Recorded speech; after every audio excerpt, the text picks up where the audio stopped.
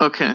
Now, um, just so I can, because I want to introduce it, and because I've been hearing from people, a lot of people were like, look, some people are already proclaiming him to be the greatest of all time. People are saying, no, he's not greater than MJ. Some people are saying, okay, he's close, but I don't think he's going to get as close as, like it's all these differing opinions. But the thing is that,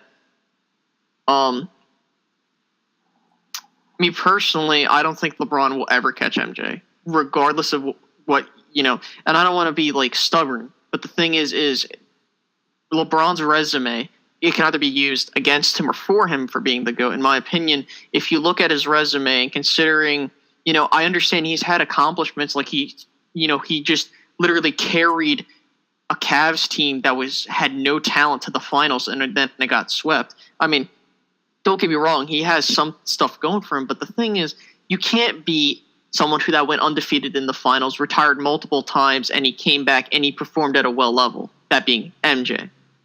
I mean, now then the argument ends up becoming, oh, but if LeBron beats this Warriors team, then he's the greatest. But here, I want to do this metaphorically speaking. Now, I look at this whole LeBron MJ situation in this way. So imagine basically it's a restaurant or whatever, and basically MJ is in the restaurant sitting at a table. LeBron right now is knocking on the door. As of right now, if he wins the championship this year against this Warrior squad, MJ opens up the door, but he's not sitting at the table yet. But I don't know what you guys think about where LeBron is. That's just my opinion. I mean, well, I completely agree with what you're saying in that. The fact that he opens the door, but he's not at the table. I think at this point in his career, I hate to dock somebody for getting to the finals and losing, but in this day and age of the rings and the stature and what, there's never been a more anticipated person coming to the NBA and actually fulfilling that purpose. From what he started when he came out of high school, coming into the NBA, he was what we thought he was and what he was going to be. Mm-hmm. We saw him as the next coming of Jordan. We didn't see him being the Jordan because Jordan was the best guy, is still the best guy. And how I feel, he's the most criticized, most scrutinized person that we have ever talked about in sports. Even Jordan wasn't that criticized. He was always brought up as, that's the dude. He's the man.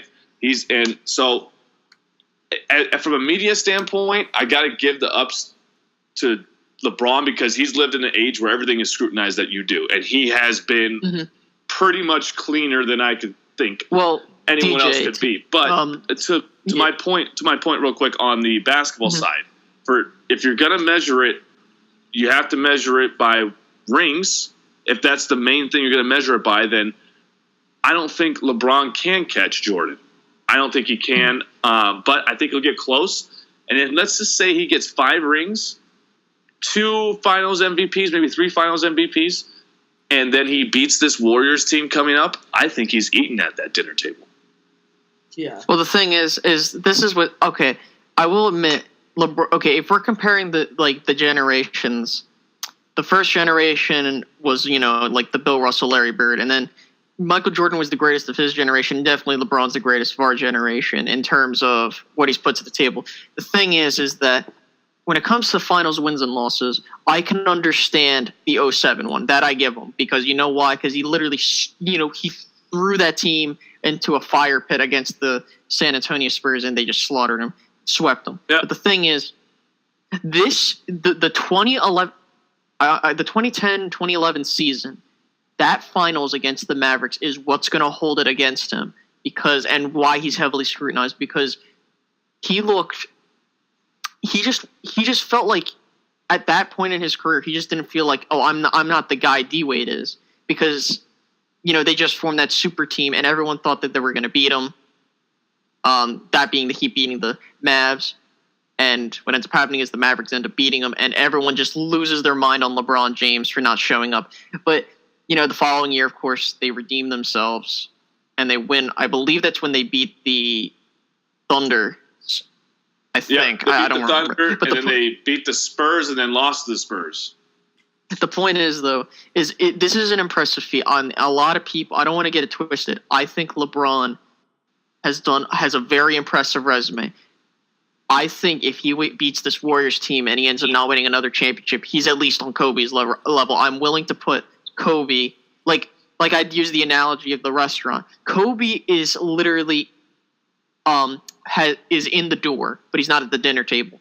LeBron will be where Kobe is with 5 if he wins this finals. With 5 rings, Kobe's not even at the table. I think Kobe's at the table. I think Kobe's at the table. I think Tim Duncan's at the table. Okay, yeah, whatever. The point is like, I'm trying to say like Michael Jordan's own special table, like, because no one's as good as Michael Jordan. You know what I mean? That's what I was trying to get at. Oh, okay. But yeah. Well, I think on the court wise, I think LeBron is a better player than Jordan. But you can always use the one-on-one thing. Put them one-on-one against each other. To do with what he had. I mean, he had a lot of talent around him, but from what he was able to do and how like clutch of a player he was, that's the biggest word right there, Hank. It's kind of like who's better, Peyton Manning or Tom Brady? You're automatically going to say Tom Brady because of all the championships he's won and how big he was in situations. When you look at statistics, I mean, Peyton Manning obviously set more records, played way better during regular season. I think, like that situation is comparable. That kind of debate. Mm-hmm. Do I think LeBron will ever win 5? I mean, he's what, like 33? 32. He's 32, going on 33 next year. So I'm gonna say that his career might end when he's 38 or 39. I could see him winning 2 more. If he wins, the Warriors stay in front of him? If he wins this year, then he could win 2 more afterwards. Yeah, I could see that. That's the telltale. What's going to happen with this whole thing is if he wins this year, then he's on the path. Yeah. Path is. But if he doesn't win this year, it's going to be real quick. harder. Yeah, this is why it makes this series so crazy. We're about to. We said this is what separates between LeBron and Jordan. That damn C word, clutch, clutch. Who made the 3 to win the game? Who made 3 to win the game last year? Game 7, Kyrie Irving. Well, LeBron had a block. LeBron had a block, but he's never been offensively that clutch guy ever. Yeah. See, and just because you brought that up, I want to bring up something. The thing that also holds LeBron back from getting getting close to being Jordan is that clutch fact. Because if you remember, Ray Allen basically was the reason why he got a 2nd ring, and Kyrie Irving is the reason that he got his 3rd ring. And you can just and I'm not trying to take away what LeBron did, because LeBron did play amazing in that series to put them in the position to do that. But the thing is, when it counted the most, his teammates, and I'm not, again, like I'm saying, I'm not trying to put him down. But the thing is you got to take that into account. And you have people like Nick Wright, Colin Cowherd, just like, like, oh my God, LeBron's the greatest. Like, stop. You will never be in the same league as Jordan, because of how his career has gone. Yeah. But he can get on. But he will, if he wins a 1. Now, if he wins, if he gets 7 or 8 championships, okay, you got yourself an argument. And possibly he will be. But unfortunately, as of right now, I can't. And it's hard because his career is not over. Yeah. Exactly, and that's what we're doing. We're only speculating at this point. Yeah. But I like your points, man. I think that the story will continue with this Jordan and LeBron speech every May and every June. It will be continuing next year, part 6 on that.